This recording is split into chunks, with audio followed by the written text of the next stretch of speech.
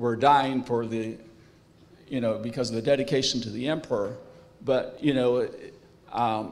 I think Japan is much more, a couple of different things. Is Americans are more independent. Oh, for sure, for sure. And in Japan, what your relation to your family, to your community, to your country is more important. And it's harder to pave your own way. You're very much influenced by those around you. And for those pilots, it would be a shame to come back without doing their duty. And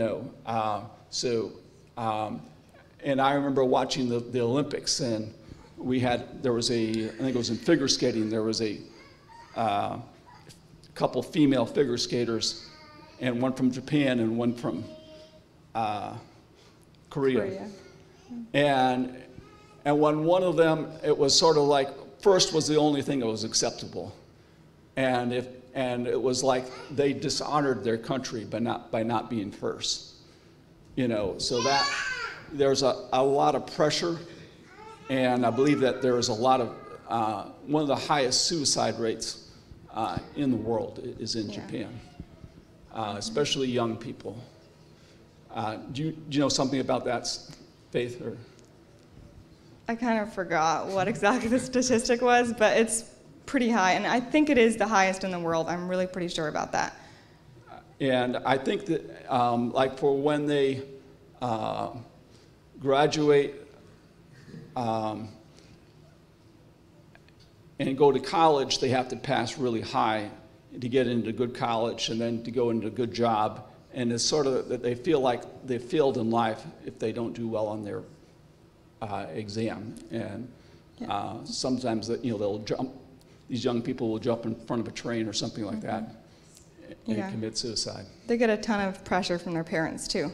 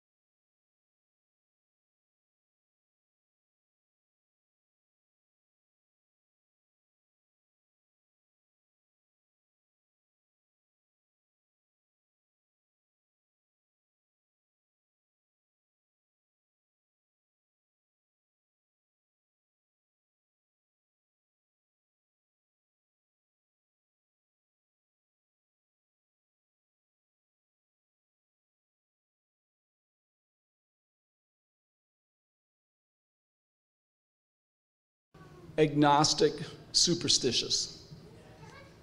So, even though that they would not say that they're Shinto, but they would go to the shrines and worship and do whatever they do. Let's.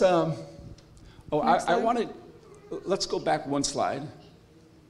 And I want to get a little perspective of, well, how big is that? If you were to flip the world around,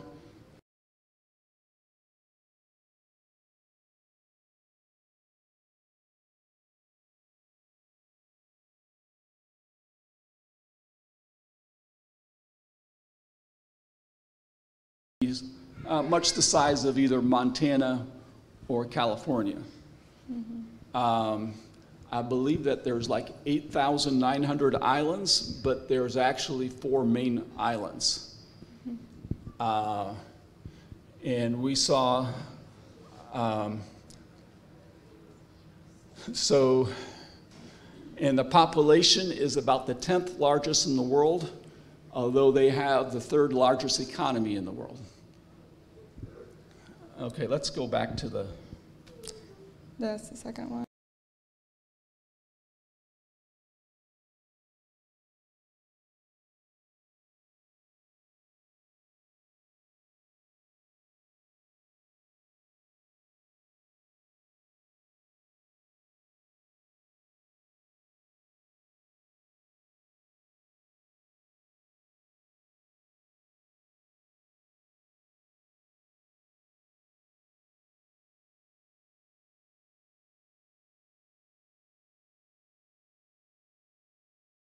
They're as modern as anybody. But in 1979, this was the means of transportation. They still ride bikes a lot, though. They still, okay. I mean, Japanese people, they don't so much, but. Okay. And then I actually bought them a little bike bugger. It's like a little, and not only did he haul children in it, he would also haul manure and compost for the garden. And so that was like their truck. And the other thing I want to just say a little bit about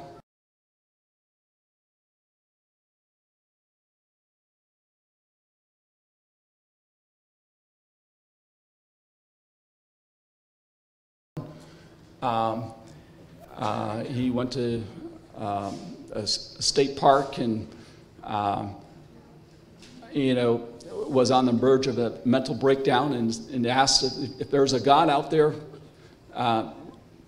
reveal yourself to me.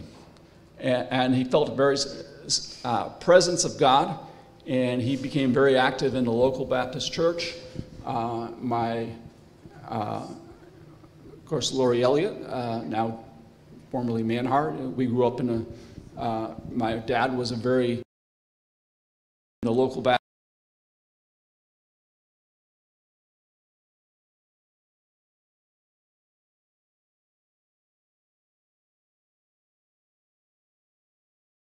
And missionaries were sort of viewed like the Marines. Like that was the best. When the Marines move into a foreign territory, they send the Marines in first. So the missionaries were, we were raised to think of missionaries as, sort of like God's elite soldiers. Really respectful of, and looked up to missionaries. And so my sister Lori had a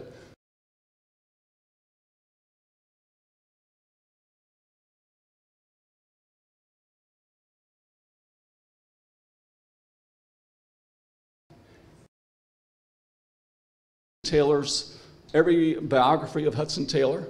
And for those of you who don't know, he was a missionary to China. In 1979, China would have been like what are called the bamboo curtain, and would have been closed to the gospel of any form. And so she met John Elliott in her at Bible school in Canada, and John, just before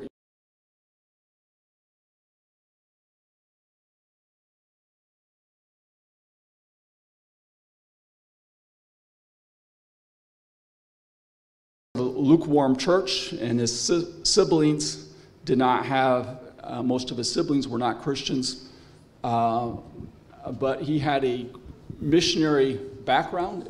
He would be a distant relative of Jim Elliot, and there were lots of missionaries in his extended family. So, when they got married in 1975,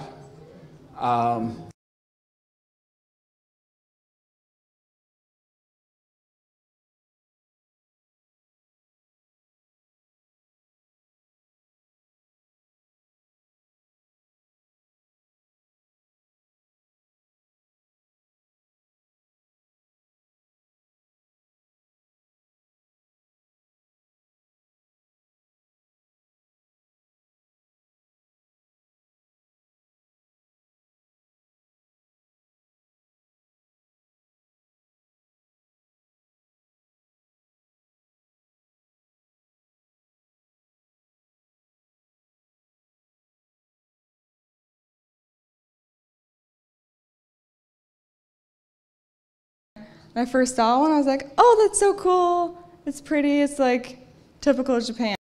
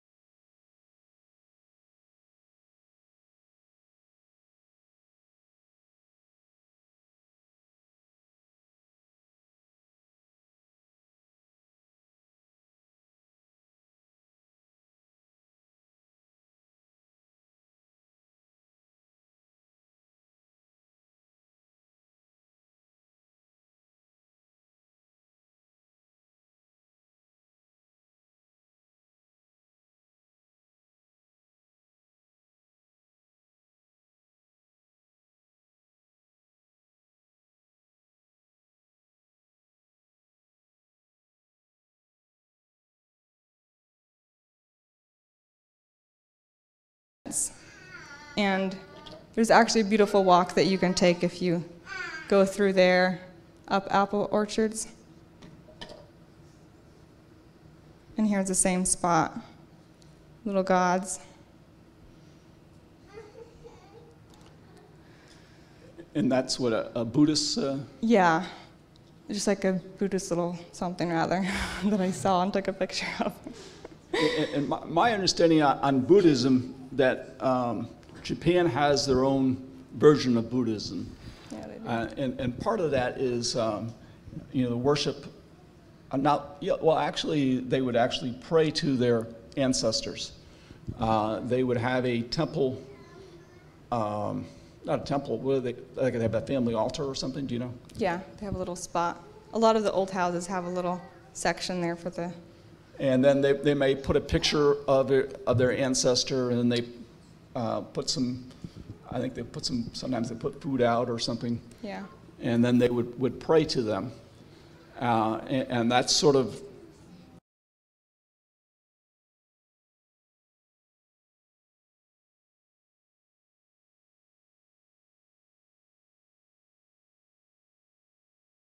Man who, as a Christian,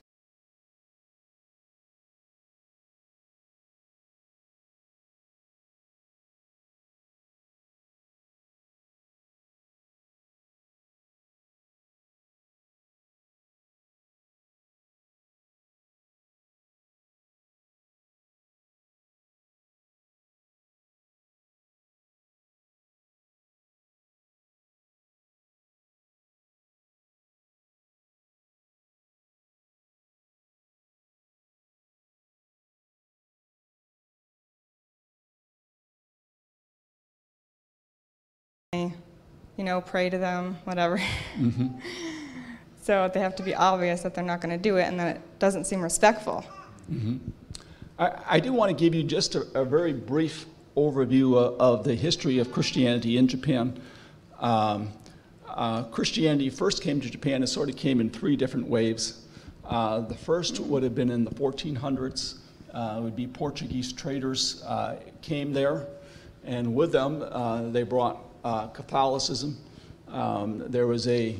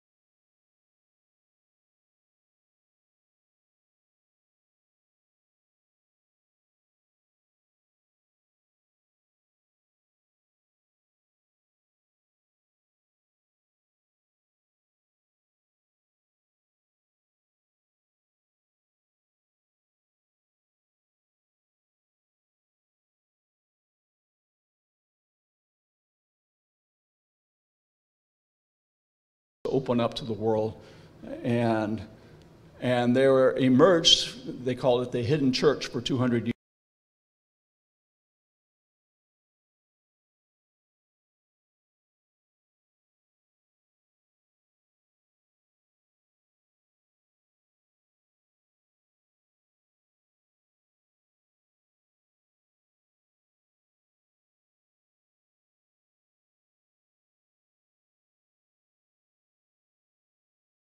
To the United States bombed, won the war by dropping the nuclear bombs. We came in, we occupied it under Douglas MacArthur. It was an occupied country, and it was an opportunity for new missions. You see the Elliots there in 1979. They would have, the churches that would have been in Japan at that time were sort of relics from that era. In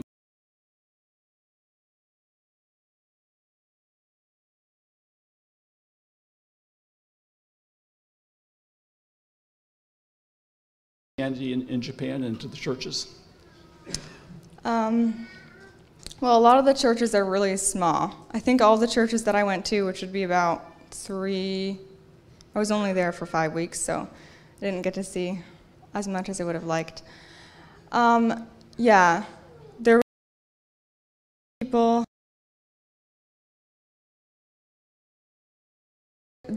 Japan is an aging nation. I think the average age is 49 or something. It's pretty crazy.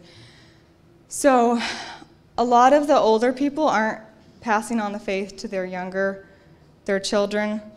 And so there's also an aging church population in Japan. So that's a struggle, as well as there's a lot of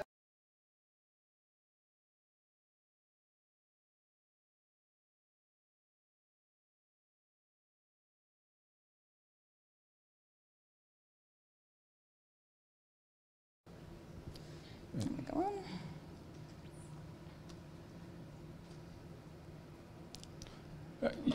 So that's another Buddhist cemetery. We saw John and Lori in 1979, and this is when you were there. Yeah. So 39 years later, there they are. And all their children are gone, but still there. Okay. John, they went with Overseas Missionary Fellowship. The gents are still with OMF. Overseas Missionary Fellowship would be formerly the China Inland Mission. Of course, when China was closed to the gospel, the China Inland Mission became more throughout, the Far East, mission. And John, the Elliots are no longer with the OMF.